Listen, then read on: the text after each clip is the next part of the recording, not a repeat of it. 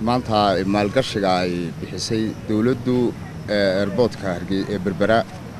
ay dawladda Imaaraadka ay kula heshiisay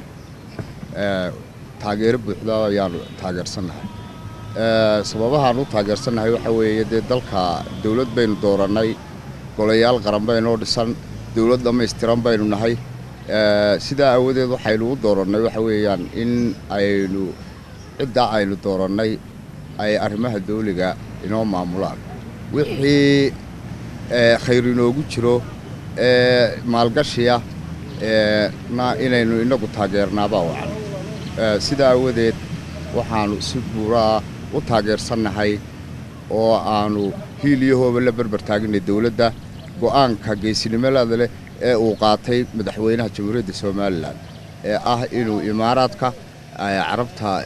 siiyo airportka Berbera.